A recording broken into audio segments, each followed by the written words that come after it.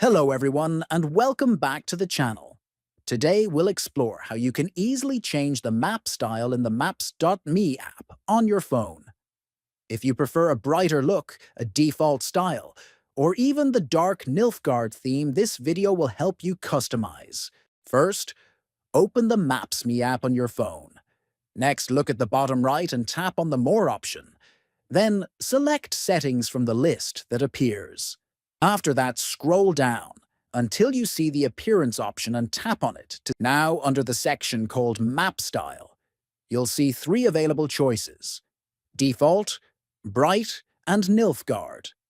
Select the one you like most to instantly change how your map looks.